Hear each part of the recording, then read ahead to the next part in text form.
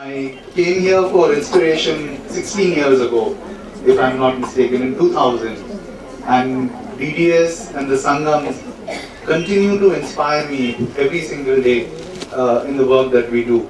The battle to reclaim the idea of millets is not very different from the battle that we fight to reclaim the idea of India itself. And it is a battle between forgetfulness and memory. It is a battle where we forget our core values that millets represent to me and the core values that India represents, which is the values of diversity, the value of sharing, the value of living as one with the earth, the value of understanding ecology in a deeper spiritual way. And this is a battle that we are fighting, and the monopolistic tendency or monoculturalization of ideas which have happened in the field, in our fields, are today being sowed and are taking shape also in the minds of our generation with an attack on diversity of every kind, not just about food but about religion, caste, gender, food sovereignty, what people should consume, what they should not consume, what constitutes goodness or justice in a society. All this that we have fought in the area of millets is today also a battle that we are constantly fighting to reclaim our democratic space.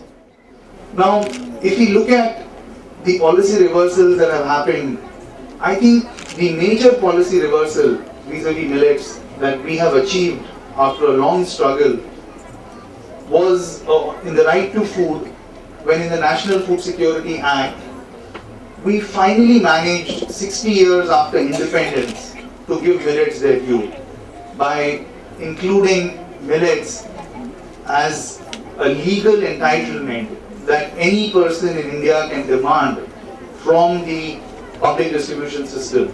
It has taken us 60 years. Because over 60 years we forgot the nutritional value of millets. We promoted a certain, you had the entire scientific community on one side represented by the Ikrisats of the world, and you had the village of Pastapur. You had the Sangam, you had the women on the other side. The focus, like it was on production of rice and wheat, will go of policymakers towards the production of millets.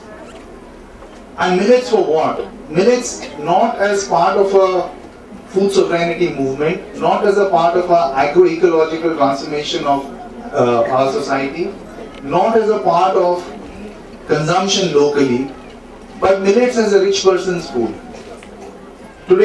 Yesterday millets were reviled, today they are sold in the most expensive markets. Sure that communities who produce that milk never got to consume it because it was monetized to the extent that we do. And I think that is something that we have to be very wary of. Because with the limited production of millets today in the country, in terms of the overall, it's less than 10% of the total food grain production.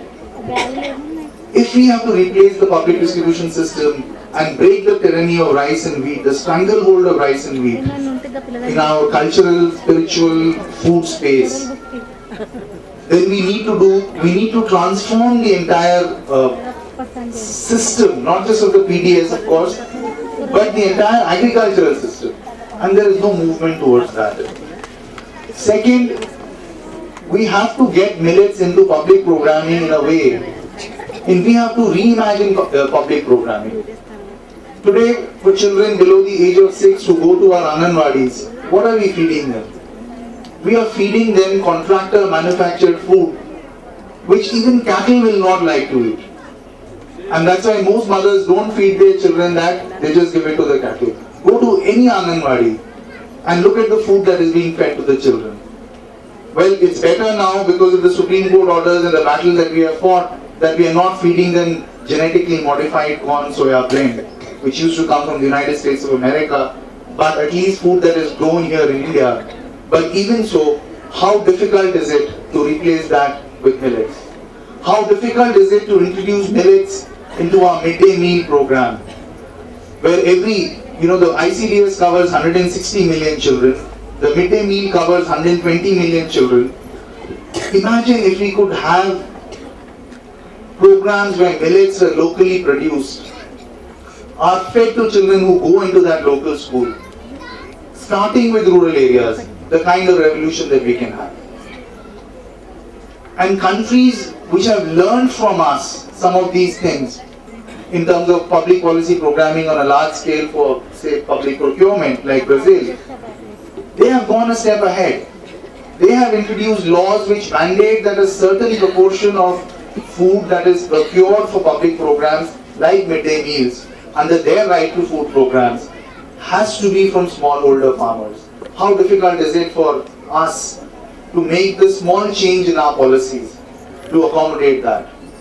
I could go on and list the number of policies that we can possibly change to achieve what we have set out to achieve, which is to reclaim the idea of millets in our own mind space in this country. But it is not going to happen unless there is a much larger groundswell of public pressure. The pressure that DDS and their Sangams have created has been enough for us to make fundamental changes in which the National Food Security Act, for instance, was being written. That is why I say that this place is a place of pilgrimage for all of us, for inspiration. We could push it. But now if we have to move to the next stage, we will need 1,000, 10,000 or 100,000 Paskapurs to come up. And I don't have an answer on how that will happen. Because this battle to reclaim the idea of millets is not just a battle about a food crop. It is not just a battle about nutrition. I would say it is not even a battle just about food systems. I would say it is a battle to promote, to preserve, to protect the very civilizational values and ethos that have always represented the idea of India. The idea of living with one as the earth, the idea of ecological diversity, the idea of diversity itself, the idea of sharing, the idea of sovereignty, the idea of communities coming together to help each other. And we go back to history to get these ideas on how this has happened. And which is why this is a very critical battle. And this is why the battle that you are fighting with great humility, I must say, is not just a battle for a set of crops. It's the battle for the idea of India.